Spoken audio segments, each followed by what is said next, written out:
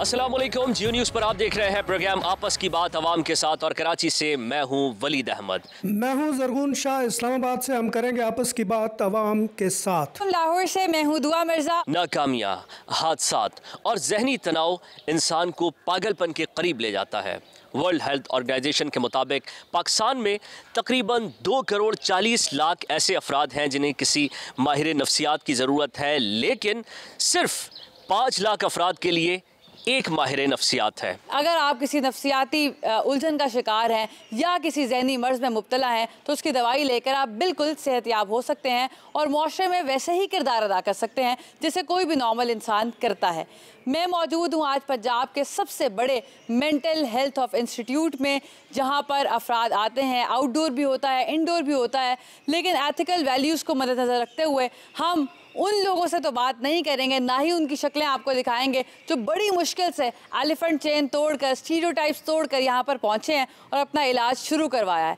अलबत्ता रिहैब में हम जाएंगे और लोगों से उनकी कहानियाँ उनके कंसेंट के साथ सुनेंगे ताकि आपको बता सकें कि जिसने डिले किया था वो आज यहाँ पर पहुँच गया, ज़िंदगी गुजार रहे हैं, लेकिन कुछ पछतावे हैं जो वो आपको बताना चाहते हैं ताकि आप पहले ही सुधर जाएं। पाकिस्तान में सरकारी अस्पतालों में, पाकिस्तान में जो नफ्सियाती अस्पताल हैं वहाँ पर इन नफ्सियाती अफराद का इलाज कैसे किया जाता है, इन्हें किस हाल में रखा जाता है और इनके क्या हालात हैं, आज के प्रोग्राम में इन्हीं तमाम सवालात का अहाता करेंगे।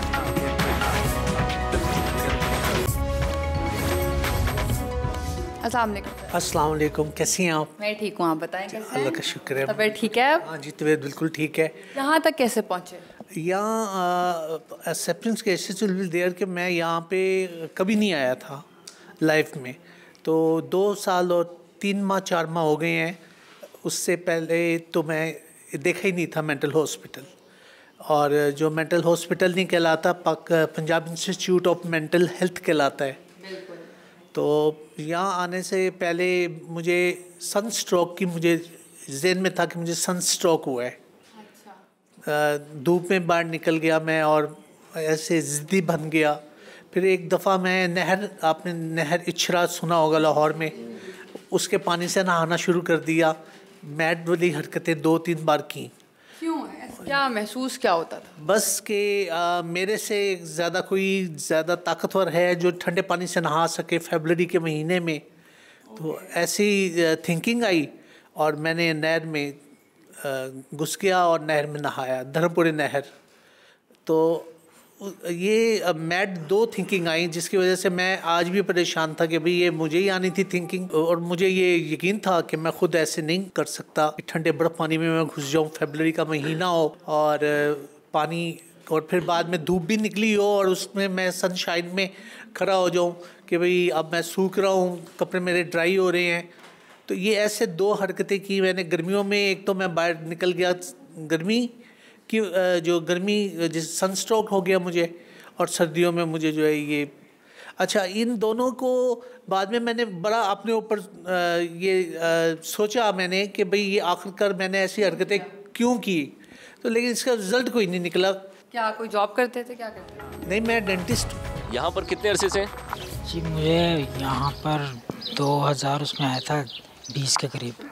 4 साल यहाँ पर हो गए। तो 4 सालों में यहाँ पर क्या इलाज किया आपका इन्होंने? कमज़ोरी हो रही थी, अभी सही हो रही है कुछ पहले से कमज़ोर। इसके अलावा और कोई बीमारी है आपको? नहीं, टीबी हुई थी मुझे, उसका इलाज करवा लिया था। यहाँ पर खाना पीना कैसा मिलता है, क्या मिलता है? बस थोड़ा सा कम है, वैसे तो सही है। क्या चाहिए? क्या चाहिए, किस चीज़ की कमी लगती है? बस अभी ज़्यादा पता नहीं है, यहाँ पर आगे इलाज करवा रहे हैं। अच्छा, ये एक और साहब हैं, क्या काम करते हैं?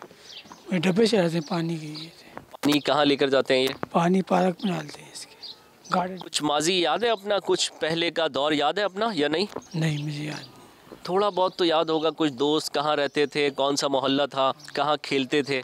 शायद एक दोस्त वो उसके पास रहते थे। बचपन में कौन से खेल खेलते थे, कुछ याद है? फुटबॉल के अलावा और? बस फुटबॉल और क्रिकेट ऐसे खेलते थे। तो फिर बीमार कब हुए, कैसे हुए? बीमार, दिमाग कम हो गया था, कमज़ोरी हो गई थी। अच्छा। ये आप बताइए। बहुत दर्द सा हो गया मुझे। कुछ याद है कितना अर्सा हो गया? पता नहीं मेरे को, मैं पढ़ा लिखा नहीं हूँ। नाम क्या है आपका? फयाज। फैयाज भाई ये बताएं कि यहाँ पर इलाज हो रहा है आपका, दवाएं वगैरह मिलती हैं? हाँ, दवाई मिलती है। कब कब खाते हैं दवा? शाम को देता है, नींद की गोली देता है आराम करने की। तो नींद नहीं आती आपको? नहीं। क्या नाम है आपका? सारूट। क्या करते हैं आप यहाँ पर? मैं यहाँ पर डब्बा भरता हूँ पानी का। इसके अलावा और क्या मसरूफियात होती हैं और क्या करते हैं? यहाँ पर और यहाँ पर खाना खाता हूँ मैं। खाने में क्या क्या मिलता है यहाँ पे? बिरयानी और छोले वाला। घर कहाँ पर है आपका? डर पानी वाले तालाब में पिला देते अंदर महल की डली में डर है मेरा। अगर यहाँ से छोड़ें तो पहुँच जाएंगे अपने घर? हाँ, गाड़ी में छोड़ो में ढह पहुँचे वो में। कौन सी गाड़ी जाती है? ये वाली गाड़ी जाएगी मैं तुम्हारी, इस गाड़ी में ले जाओ ढर। हम अपनी गाड़ी में ले जाएं? टोरमा ये क्या खिला कर लेके जाएं? टोरमा खिला में ढह ले जाओ। कौरमा खिला के घर ले जाएं। यहाँ पर कोई दोस्तियाँ वोस्तियाँ हुई हैं नहीं हुई? है छोटू से है मेरी। क्या क्या खेलते हैं इनके साथ? छोटू है। हाँ, खेलते हैं इनके साथ या नहीं? इनके साथ क्या खेलते हैं? ना पर हाथ से ठेलते हैं, हाथ से। छोटू तंग तो नहीं करता? छोटू टन्नी टन्ना भाई है मेरा। छोटू बोले मैं ढह ले जा टोर मत खिलाते सारू। तो आपको याद है कि यहाँ पर आप कब आए, कितना अरसा हो गया? 8 हफ्ते पिछले रमजानों में 1 साल हो गया, पूरा 8 हफ्ता हो गया यहाँ पर। दवा खाते हैं आप? दवा खाता हूँ। कौन सी दवा खाते हैं? दौरा तेजी खाता हूँ, दौरा तेजी। कितनी दवा खाते हैं? 2 खाते हैं, 3 खाते हैं? 2 लंजी है खाता हूँ डोली। तो नींद आ जाती है सही से? नींद आ जाती है, रात तो सो जाता हूँ मैं। यहाँ पर पानी भरने के अलावा और क्या काम होता है? यहाँ पर छोटू डब्बे फूल भरते देवे ठंडे में। और यहाँ पर फिर ये जो खेती बाड़ी करते हैं, पौधों को पानी डालते हैं? हाँ, पौधों में पानी डालते हैं यहाँ पर।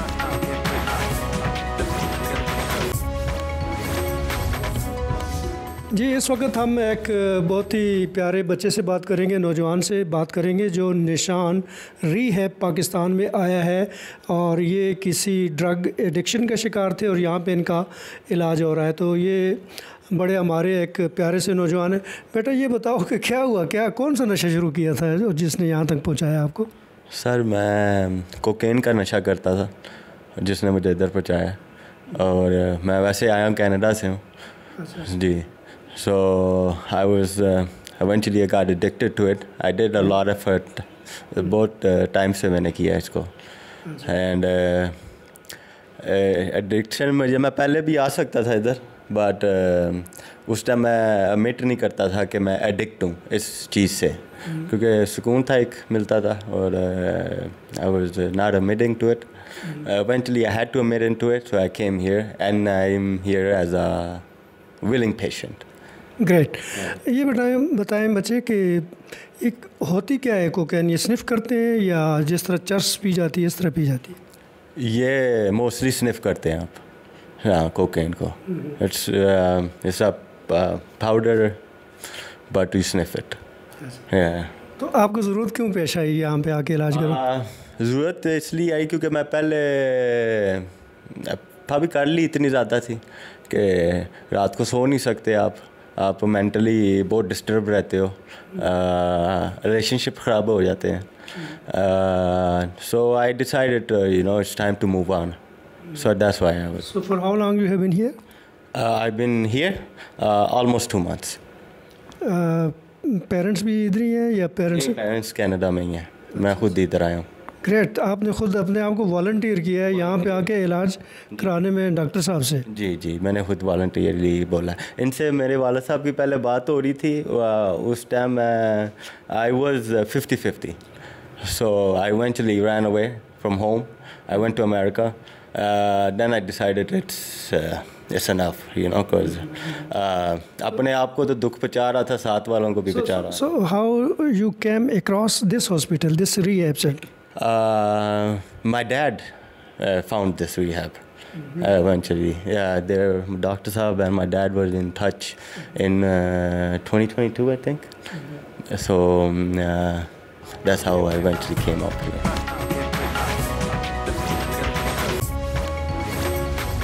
जनाब, ये है एक जगह जहाँ पर अगर कैमरामैन रिजवान आपको पैन करके दिखा सकें तो ये खूबसूरत पेंटिंग्स जो किसी आर्टिस्ट की बनी हुई आपको लग रही होंगी, या फिर लग रहा होगा कि किसी अलहमरा की आर्ट गैलरी है, तो ये मेंटल हॉस्पिटल है और ये तमाम पेंटिंग्स उन लोगों की बनाई हुई हैं जिन्हें आप नफ्सियाती मरीज़ कह के ठुकरा देते हैं और आप कहते हैं कि इससे तो बात करने का फ़ायदा ही नहीं है। मैंने डिस्टर्ब तो नहीं किया आपको? आप बड़े गौर से बना रहे थे। नहीं, मैं क्या कर रहे हैं? ये अल्लाह मोहम्मद रमज़ान के महीने में पढ़ता रहता हूँ अल्लाह के नाम, तो इसलिए मैंने अल्लाह मोहम्मद दोनों नाम लिखे हैं।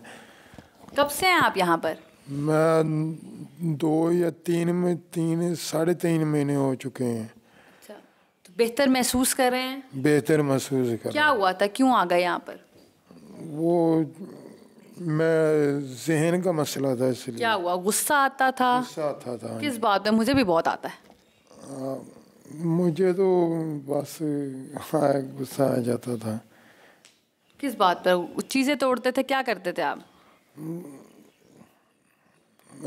वो बस घर के नुकसानात करता था। कौन यहाँ पर छोड़ गया? बाजी छोड़ के गई। तो आती है मिलने बाजी? हाँ जी, आती हैं। अच्छा, मैं एक्सपर्ट ओपिनियन यहाँ पर लाजमी लेना चाहूँगी। डॉक्टर अहमद हमारे साथ मौजूद हैं। Sir, thank you so much. बड़ा वेल ऑर्गेनाइज्ड और वेल मैनेज्ड है।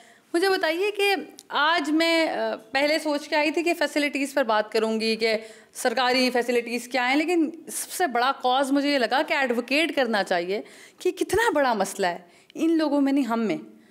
तो किस किस्म के पेशेंट ज़्यादा हैं और आप क्या देख रहे हैं गुज़िश्ता 5 साल में? डिप्रेशन की रेशो बढ़ी या कौन सी ऐसी चीज़ है? एक्चुअली लाइफ में हमने अपनी लाइफ को बहुत ज़्यादा स्ट्रेसफुल कर लिया है और स्ट्रेस हमारी लाइफ में बहुत ज़्यादा बढ़ता जा रहा है। अब जब स्ट्रेस बहुत ज़्यादा बढ़ जाता है तो हर बंदे की हैंडलिंग कैपेसिटी एक लिमिटेड होती है और फ़र्क होती है। कुछ लोग जो हैं वो ज़्यादा स्ट्रेस हैंडल कर सकते हैं, कुछ कम भी मुश्किल हो जाता है उनके लिए करना। अब जितना स्ट्रेस बढ़ता जा रहा है उसकी वजह से तमाम बीमारियाँ, जो ज़हनी बीमारियाँ, नफ्सियाती बीमारियाँ, इनकी शरह भी बढ़ती जा रही है। आजकल अगर आप देखें तो डिप्रेशन की और एंग्जाइटी के डिसऑर्डर्स तो बहुत ज़्यादा बढ़ गए हैं और इसके साथ साथ जो हमारे साइकोटिक डिसऑर्डर्स हैं, स्किज़ोफ्रेनिया, बाइपोलर, ये भी साथ साथ चल रहे थे, इनका भी बढ़ते जा रहे हैं। और सबसे बड़ी चीज़ जो उस वक्त बढ़ रही है हमारी सोसाइटी में वो ड्रग डिपेंडेंस। मशरक़ी ममालिक में 2 मुल्क ऐसे हैं जहाँ पर जहनी अमराज तेज़ी से बढ़ रहे हैं, जहनी मरीज़ों में ज़्यादा इजाफा हो रहा है। एक पाकिस्तान और एक पड़ोसी मुल्क अफ़गानिस्तान। डॉक्टर कमाल हमारे साथ मौजूद हैं, इनसे हम बातचीत करते हैं, इनसे पूछते हैं कि किस नौयत के जो नफ्सियाती मरीज़ हैं वो एदी विलेज में ज़्यादा लाए जाते हैं। जी डॉक्टर साहब, ये बताएँ कि किस तरह के मरीज़ यहाँ पर ज़्यादा आते हैं और उनमें क्या बीमारियाँ होती हैं, क्या उनको जहनी आर्जा लाहक होता है? जी, हमारे पास जो पेशेंट आते हैं उनमें ज़्यादातर शिज़ोफ्रेनिया के केसेस होते हैं, फिर सब्सटेंस अब्यूज़ के बाद जो उनको साइकोसिस होती है उसके केसेस भी होते हैं, तो और इसी तरह के केसेस ज़्यादातर होते हैं। अमूमन देखने में आया है ये जो नफ्सियाती अफराद होते हैं ये ज़्यादा एग्रेसिव होते हैं, ज़्यादा जारहाना होते हैं, लेकिन हम यहाँ देख रहे हैं कि तमाम ही लोग काम कर रहे हैं, खेती बाड़ी कर रहे हैं और आसानी से चल फिर रहे हैं। जी हाँ, उसमें ये होता है कि मेडिसिन इनिशियली जो आता है पेशेंट वो एग्रेसिव होता है, लेकिन जब उसकी ट्रीटमेंट स्टार्ट हो जाती है तो वो फिर उसका बिहेवियर जो है वो काफ़ी नॉर्मल पे आ जाता है। अच्छा, ये तो बात ठीक है, लेकिन ये बताएं कि जो लोग यहाँ पर इनको छोड़कर जाते हैं, इनके अजीज़ व अकारिब होते हैं, वो क्या बताते हैं इनके बारे में? उनकी पास्ट हिस्ट्री में ज़्यादातर यही होता है कि वो या तो ड्रग अब्यूज़ की वजह से साइकोसिस हुआ उनको, या वो काफ़ी अरसे से इस साइकोसिस की बीमारी में या शिज़ोफ्रेनिया के केसेस वगैरह जो होते हैं उसमें काफ़ी अरसे से उनकी पहले भी ट्रीटमेंट चल रही होती है। मैं इस वक्त फ़ीमेल वार्ड में मौजूद हूँ और यहाँ पर ये खातून कपड़े सिलाई कर रही हैं। इतना खूबसूरत प्रिंट है। ईद के कपड़े हैं? जी, ईद के कपड़े बन रहे हैं। आपका अपना सूट है, किसी का सी रही हैं? नहीं, मैं मिर्ज़ा का सूट सी रही हूँ, अपनी कुली का। अच्छा, माशाल्लाह। तो आप यहीं पे सीखा? जी, मैंने यहीं पे सीखा। यहाँ पे आने से पहले टूटा फूटा सा हुनर था, जैसे तरपाई वगैरह कर लेना, उधेड़ लेना, ऐसा टूटा फूटा हुनर था। लेकिन यहाँ पे आके मैंने अपने हाथ को बहुत नीट किया और आज मैं मुकम्मल अल्हम्दुलिल्लाह अल्लाह के फजल से पूरी टेलर हूँ। और पूरा सूट बना लेती हैं, जो डिज़ाइन जो कहे? विद कटिंग भी कर लेती हूँ। मेरा सूट भी सीना है आपने? जी, इंशाल्लाह इंशाल्लाह। कैसे पहुँची यहाँ पर? मैं कैसे पहुँची, मेरे डिवोर्स हो गई थी तो भाई तो कुछ नहीं कहते थे, लेकिन भाइयों के रवैये अच्छे नहीं थे भाभियों के, तो वो नहीं रखना चाहती थी। तो भाई फिर मुझे यहाँ छोड़ गए। तो भाई लेने आया था, तो मैंने कहा कि मैं यहाँ पे खुश हूँ, मैं यहाँ पे काम सीखा है, हुनर सीखा है, जबकि घर जाऊँगी तो भाभी ये काम तो करने नहीं देगी। तो जैसा कि कहती है वो तो पढ़ी लगवाएगी, ये काम उसने कहाँ से मुझे करने देना है। तो मैं यही पे यहाँ पे काम करती हूँ, सिलाई का, मरीजों के कपड़े सीती हूँ, दवाई लेती हूँ। वो कैसे हुई थी आप? बीमार इस तरह से थी कि मेरे अबू जी की डेथ हो गई थी, तो मैं डिप्रेशन में चली गई। तो अम्मी जी वहीं पे मेरा ट्रीटमेंट करवाती रही, फिर अम्मी जी की डेथ हो गई, तो मेरी शादी हो गई। तो डिवोर्स के बाद फिर भाभियों ने जो ना मुझे अपने पास रखने से ना। पर बात करना चाहेंगी? डिवोर्स पर इस तरह से बात हुई कि मेरे शोहर बहुत अच्छे थे, मेरे बहुत ख्याल रखते थे और सारे अपने हकूक़ अदा करते थे, लेकिन उनकी फैमिली जो थी वो भी मेरे साथ अच्छी थी, लेकिन अपने मेरे शोहर की वजह से वो भी अच्छी थी, लेकिन उन्होंने ना मेरे शोहर के सामने अच्छी ही रहती थी मेरे साथ, लेकिन उन्होंने फैमिली की वजह से ना मजबूर हो गए, जिसकी वजह से मुझे डिवोर्स हो गई। अपनी फैमिली की वजह से मजबूर हो गए थे। आपका नाम क्या है? आसिफ। आसिफ भाई, आप कहाँ से आए? मैं सक्कर से आए। तो सक्कर में क्या करते थे? बस ऐसे ही आवारागर्दी, नशा करना। तो यहाँ फिर कैसे पहुँच गए? हाँ, यहाँ कैसे पहुँचे? वह खुद ही एडमिट हुआ हूँ, जमा हुआ। नशा करते थे तो नशे की लत किसने लगा दी थी? बस यही कुछ यार दोस्तों में, कुछ अपना कसूर है। दवा तो नहीं खाते कोई अभी, या लेते हैं? मेडिसिन यूज़ नहीं करता। और अभी नशा वशा? नहीं, कुछ भी नहीं। यहाँ पर कैसा है माहौल? सही है। तो खुद ही आप आ गए वहाँ से? जी। तो किसी ने बोला था कि इधर आ जाओ, या फिर आपने खुद ही फैसला किया? खुद ही एग्री हो गया ना इस पे। किसी ने बोला तो होगा? पर बोझ नहीं बनना चाहते ना, किसी ने बोला होगा ना कि इधर आ जाए? नहीं, खुद ही जमा हो गया। ये कुछ यहाँ पर मरीज़ हैं जो खेती बाड़ी का काम करते हैं, अपने तौर पर जितना उनसे हो सकता है वो उतना करते हैं। ये यहाँ पर पौधों को पानी डाला जा रहा है, मुख्तलिफ़ तरह के फल फ्रूट यहाँ पर हैं, सब्जियाँ लगाई गई हैं, इसी तरह दीगर जो अजनास है वो भी यहाँ पर उगाया जा रहा है। क्या नाम है आपका? नूर मोहम्मद। नूर मोहम्मद, कब से हैं यहाँ पर? 10 महीने हो गए। क्या बीमारी है? वो घर वाले लीन लेके जा रहे हैं। क्यों? तबीयत सही नहीं है मेरी। आप तो ठीक हैं, बिल्कुल ठीक हैं, क्या मसला है? वो थोड़ा सा नफसियाती मसला है। क्या मसला है नफसियाती? वो दौरा पड़ जाता है कभी कभार। किस चीज़ में दौरा पड़ता है? किस चीज़ का दौरा पड़ता है? जब दौरा पड़ता है तो क्या होता है? मुर्गी का दौरा पड़ता है, कपकपाहट होती है। तो इसकी तो दवाएं आती हैं, वो दवाएं खाएं तो ठीक हो जाते हैं। आप खाते हैं दवा? दवाई खाता हूँ मैं। घर में कौन कौन है? अम्मी है और बहन है। बस 2 लोग हैं। तो आपके वालिद, भाई? वालिद का इंतकाल हो गया है, भाई है नहीं। यहाँ पर 10 महीने से क्या क्या काम कर रहे हैं? ये खेती बाड़ी करता हूँ, बस ये पानी देता हूँ। यहाँ पे जो वार्ड में काम होता है सफाई वफाई का, वो करता हूँ। ये बताएं कि यहाँ कितना अर्सा हो गया आपको? 4-5 साल हो गए। मेरा भाई दोबारा डाल गया। आप बीमार हैं इसीलिए डाल गया? जी। और माँ और भाई है ना, मेरे मुलाकात होती रहती है। थोड़ी तबीयत ठीक हो रही है यहाँ पर? जी तबीयत ठीक है। दवाएं ले रहे हैं? जी। दवाएं कब कब खाते हैं? रात को तो खाता हूँ, सुबह और शाम को। और यहाँ पर कोई मारता तो नहीं है? नहीं, टाइम से अपना काम कर रहा हूँ, अपना चौकीदारी भी कर रहा हूँ। अस्सलाम वालेकुम। वालेकुम अस्सलाम। खैरियत से हैं? ठीक ठाक हैं? मुझे लग रहा है आप लखनऊ से हैं, इतना खूबसूरत आपने वालेकुम अस्सलाम। शुक्रिया आपका। कहाँ से हैं? लाहौर से हैं? लाहौर से ही हूँ। अच्छा माशाल्लाह। मैंने सुना आप शायरा भी हैं? थोड़ी बहुत थी, टाइम गुजरा है मेरा अलहमरा में, नासिर बाग चौपाल में। अच्छा, तो यहाँ पर कैसे आई? यहाँ पर हादसाती तौर पे कुछ लोग मुझे ले आए।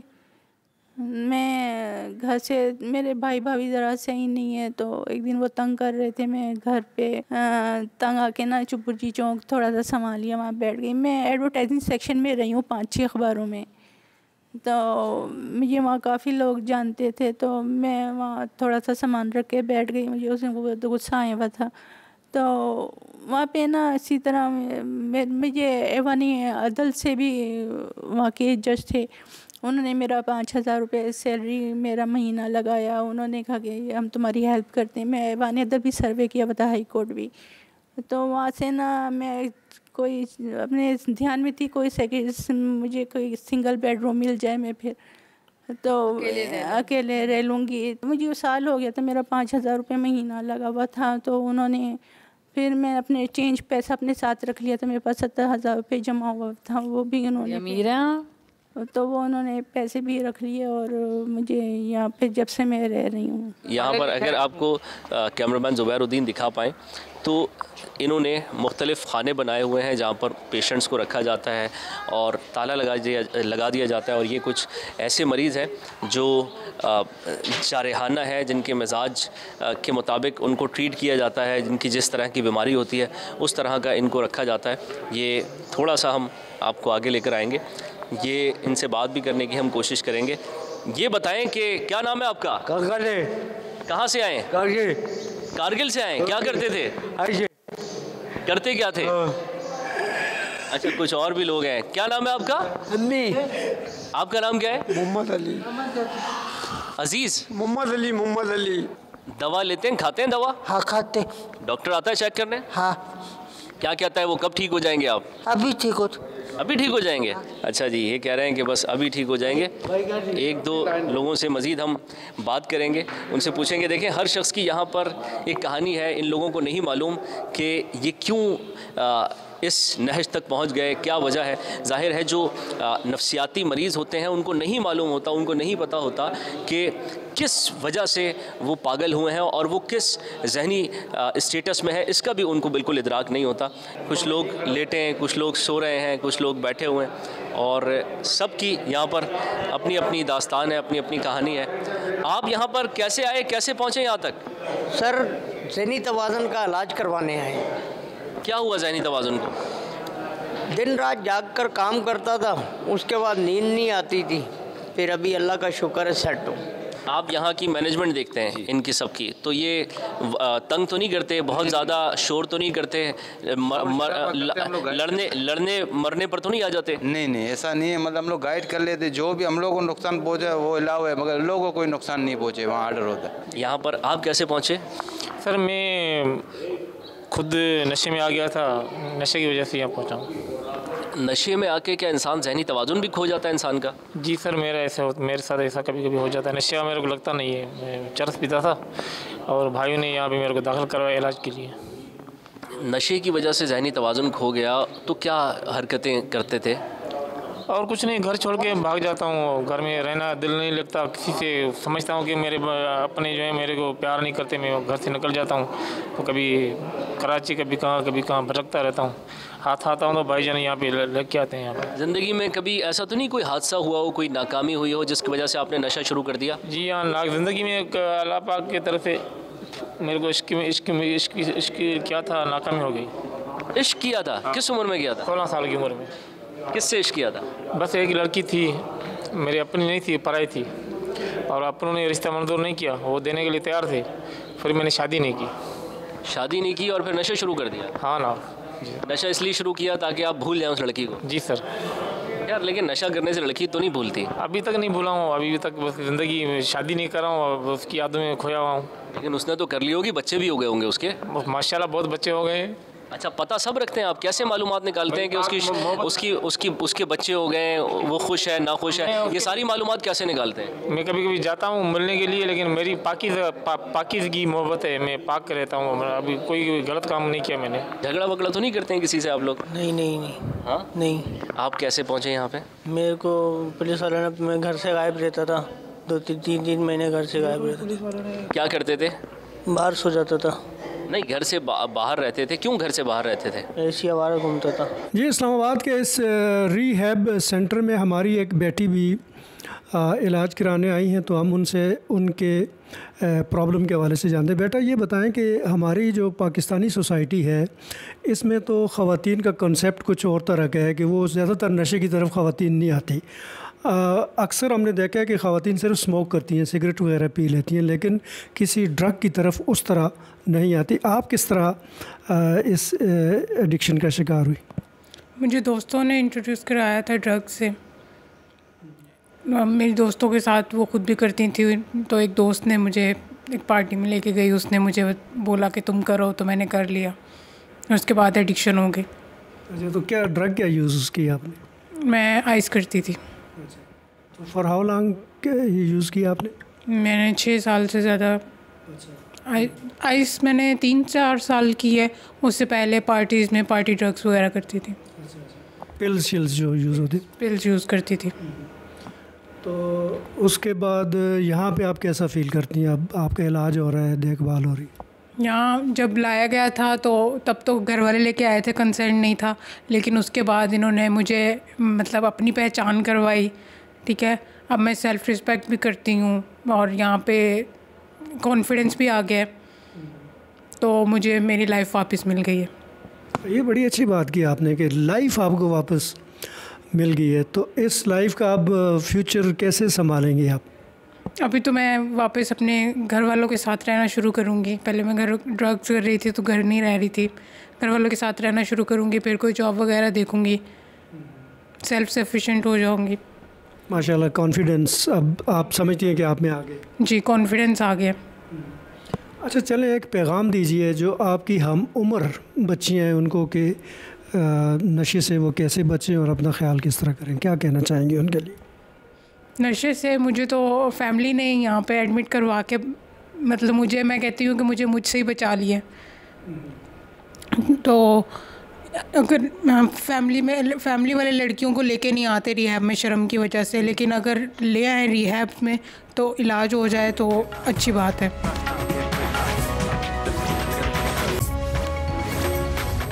सर क्या हाल है? ठीक ठाक है? अस्सलाम वालेकुम। पहले तो मैं ये जियो न्यूज़ की तरफ से पूरी पाकिस्तानी कौम को सलाम कहना चाहूँगा। मैं एक्चुअली बचपन में सेक्स अब्यूज़ का शिकार हुआ था। अच्छा। हाँ जी, तो तब से मैड हूँ। अब मैं 48 का हो गया हूँ, तो 48 में से तब मैं 4 साल का था। तो स्कूल से घर वापस आते हुए राह में मेरे साथ ये मिस हैपनिंग हुई। तो तब से बीमार हूँ, तब से मैड हूँ।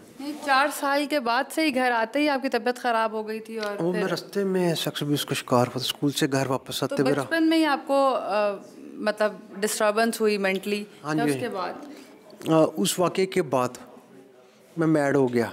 अच्छा। मेरा स्कूल में यानी कि जीना लगना, माशरती तौर पर मैं कमज़ोर पड़ गया, तालीम में जीना लगना। पढ़ तो मैं था, बैचलर्स तक तालीम भी हासिल की जैसे कैसे भी। तो बहरहाल मेरी मैडनेस की वजह ये थी। मैं चाहूँगा कि मेरे साथ जो बीती वो बाकी किसी बच्चे के साथ ना बीते, क्योंकि बच्चे साइकोलॉजिकली मिसफिट हो जाती हैं, बीमार पड़ जाती हैं, तो ऐसी किसी और बच्चे के साथ ना बीते, ये मेरी विश है। अभी SSDO की एक रिपोर्ट शाया हुई थी जिसके मुताबिक हर चौथा बच्चा चाइल्ड अब्यूज़ का शिकार होता है, और हम इन फिगर्स को अभी भी सीरियस नहीं लेते। उसमें लाहौर नंबर 1 पे आया था, और हम गुड टच और बैड टच की तो बात करते हैं और फिर उसको फैशनेबल टर्म समझकर भुला देते हैं। लेकिन ये आपके सामने एक जिंदा मिसाल है जिनकी पूरी ज़िंदगी लग गई है, लेकिन अभी भी वो इस ख्याल से बाहर नहीं आ पा रहे। कुछ ऐसे कमाल के लोग हैं, कुछ ऐसे बेलौस लोग हैं जिन्होंने अपनी ज़िंदगियां वक्फ कर दी हैं इंसानी खिदमत के लिए, लोगों के लिए। एक ऐसे ही साहब मुस्तफ़ा हमारे साथ मौजूद हैं, कनाडा से आए हैं और यहाँ पर साल हर साल से ये खिदमत कर रहे हैं इन नफसियाती मरीज़ों की। इनसे बात करते हैं, कितने अरसे से आप यहाँ पर हैं और ख़िदमत कर रहे हैं इन लोगों की? ये चंद साल हो गए यहाँ पर, और इससे पहले भी आ चुका हूँ, फिर वापस चला गया हूँ कनाडा। कनाडा में कितने अरसे आप रहे और उसके बाद फिर यहाँ कितने अरसे से हैं? यहाँ पे मेरे चंद अरसे हो गए, चंद साल हो गए। ठीक, ये बताएं कि किस तरह से इनका ख्याल रखते हैं, क्या ऐसा करते हैं आप कि इनका ख्याल किया जाए? इनका जो खाना पीना है और इनका जो कपड़े वगैरह है, इन सब का हमारा फ़र्ज़ होता है ख्याल करना। सुना है कि आप इन बच्चों को अंग्रेज़ी भी सिखाते हैं, इन नफसियाती मरीज़ों को अंग्रेज़ी सिखाने की कोशिश करते हैं? कुछ अल्फाज इनको समझाते हैं, कुछ आसान अल्फाज जो ये बोल सकते हैं इनको हम समझाते हैं।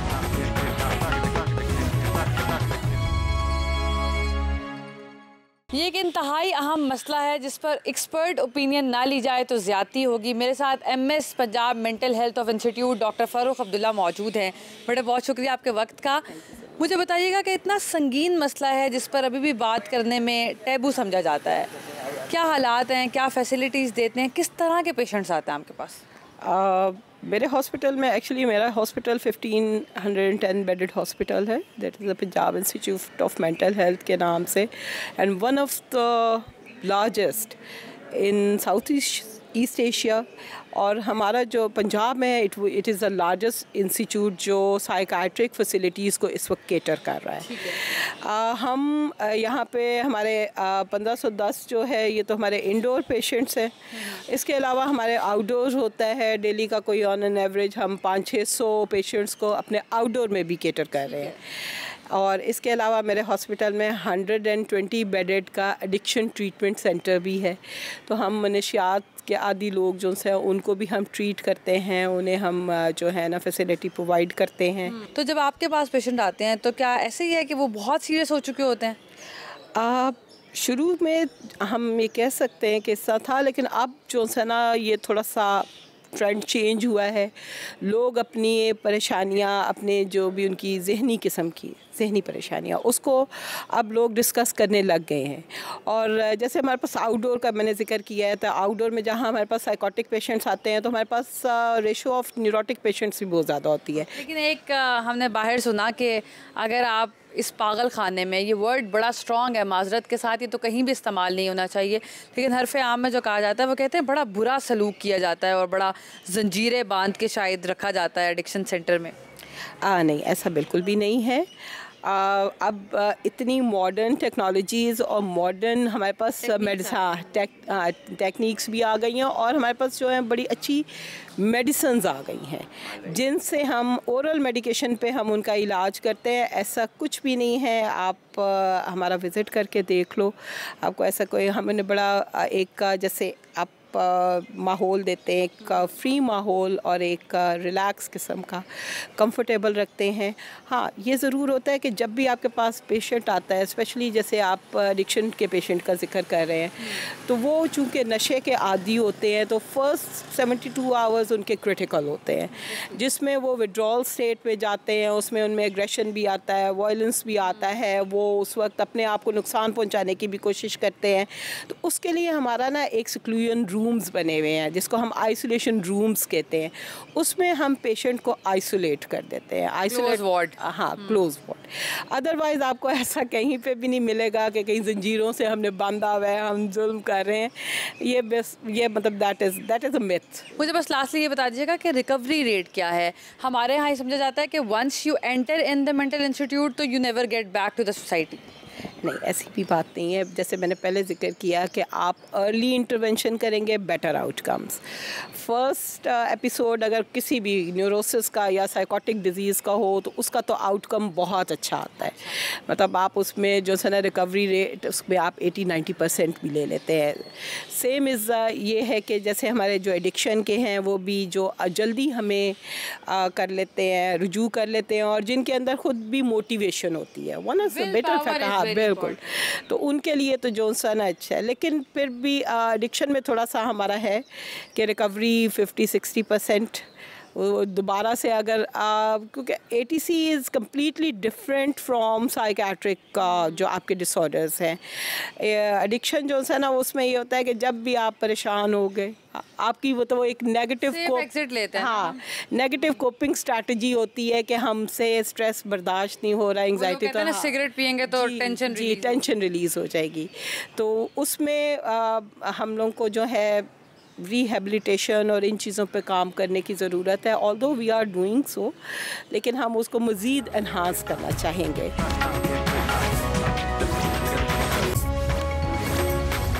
आप बताएं क्या करते हैं यहाँ पर, कैसे पहुँचे यहाँ पे? हम रह रहे हैं यहाँ पे और यहाँ पे हम फाइलें मैनेज करते हैं, मरीज़ मैनेज करते हैं। यहाँ पे TB के मरीज़ हैं। क्या नाम है आपका? मेरा नाम है फ़हद। फ़हद भाई, ये बताएं ये जो एबनॉर्मल केसेस आते हैं किस तरीके से इनका दाखिला लिया जाता है, कैसे पता चलता है कि अब नॉर्मल है? ये कुछ पुलिस कस्टडी भी होते हैं, पुलिस वाले लेके आते हैं, कुछ इनको इनके पेरेंट्स जो हैं वो ईदी होम जो इनका मेन सेंटर है सुराब गोट में और कराची में, वहाँ एडमिट कराते हैं। उनकी इलाज पहले टेस्ट किया जाता है, उनका ब्लड प्रेशर चेक किया जाता है, उनका एक्सरे होता है, साथ उनकी रिपोर्ट होती है कि ये क्यों अब नॉर्मल है। तो उनको फिर वो एडमिट करके फिर कुछ इधर भेज देते हैं, कुछ अपने पास रखते हैं, कुछ डिफरेंट सेंटर्स हैं कराची में और पंजाब में, वहाँ भेज देते हैं उनके इलाज के लिहाज से। अमूमन ये कहा जाता है कि जो शख्स नफसियाती मरीज़ों के साथ रहता है उसके लिए भी मुश्किल होता है अपनी जहनी सलाहियत को बेहतर करना या फिर अपने दिमाग को काबू में रखना। क्या ऐसा है? बिल्कुल ऐसा है। कई दफ़ा हमारे पास बहुत ज़्यादा मरीज़ आ जाते हैं, वो सारे नफसियाती मरीज़ हैं, उनका मतलब कंट्रोल करना, उनको एक जगह रखना, कपड़े पहनाना, उनको दवाइयाँ देना, उनका इलाज का ख्याल रखना, उनको एडमिट कराना। कई दफ़ा वो गिर जाते हैं, दौरे के मरीज़ होते हैं, भारी होते हैं, उनको लेके जाना बड़ा मसला पड़ जाता है कई दफ़ा। ये तो हमने सुन रखा है कि ख़वातीन में हार्ट रेट कम है मर्दों की निस्बत, लेकिन मुझे लगता है कि डिप्रेशन, एंग्जाइटी और नफसियाती जहनी बीमारियाँ ख़वातीन को ज़रा ज़्यादा अटैक इसलिए कर जाती हैं क्योंकि वो बाय नेचर भी सेंसिटिव होती हैं, ये बहुत जल्दी किसी भी चीज़ का असर ले लेती हैं, एहसास ज़्यादा होता है। Being a feminist, bit selfish, yes.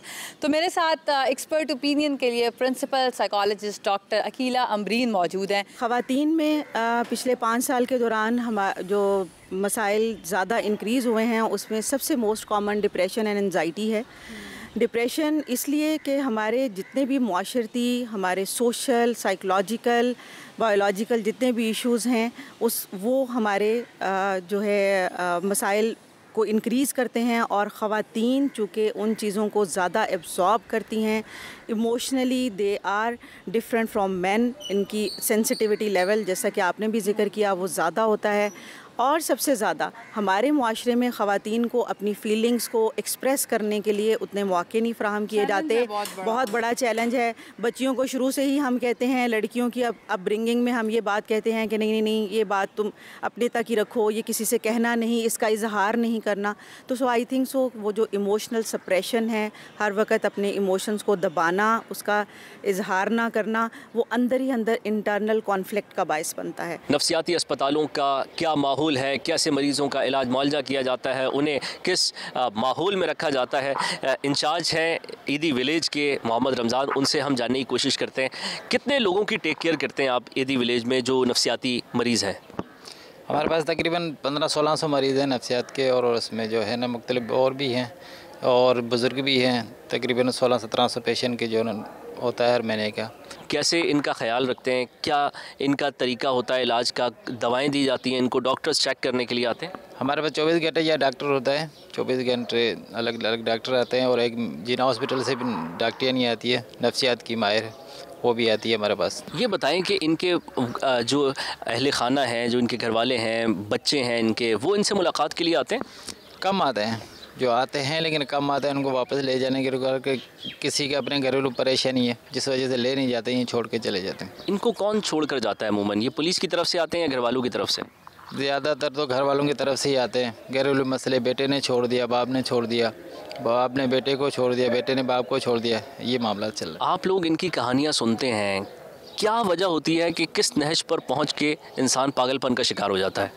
बस ये घरेलू परेशानी की वजह से जो है ना नशे में चले थे, नशे के बाद फिर नफसियात में आ जाते हैं। पाकिस्तान में जितने निजी नफसियाती अस्पताल हैं वहाँ पर बहुत महंगा इलाज है। एक आम आदमी के लिए ये मुमकिन नहीं है कि अगर वो बीमार हो जाए तो वो ख़ुद वहाँ चला जाए या फिर उसके घर में से कोई उसको दाखिल करा दे, क्योंकि ये लाखों रुपए का इलाज होता है और उसके बावजूद ये गारंटी नहीं होती कि मरीज़ ठीक होगा या फिर नहीं। Punjab institute of mental health sciences की नई पॉलिसी के मुताबिक जब कोई नई एडमिशन होता है तो उसके साथ एक अटेंडेंट को 15 या 1 महीना जितनी वो सिवियरिटी है उस डिजीज़ की रहना पड़ेगा ताकि उसका हीलिंग प्रोसेस शुरू हो सके, और जब वो स्टेबल हो जाएगा मरीज तब वो अटेंडेंट वापस जा सकता है। हर साल 10 अक्टूबर को मेंटल हेल्थ डे मनाया जाता है। पाकिस्तान में भी इस हवाले से तकारीब होती हैं, लेकिन एक तल सच्चाई ये है कि जहनी अमराज में मुब्तला बहुत से अफराद घरों में कैद हैं, जंजीरों में कैद हैं और इलाज की सहूलत से महरूम हैं। कैमरामैन जुबैरुद्दीन के साथ कराची से वलीद अहमद को दीजिए इजाज़त। अल्लाह हाफ़िज़।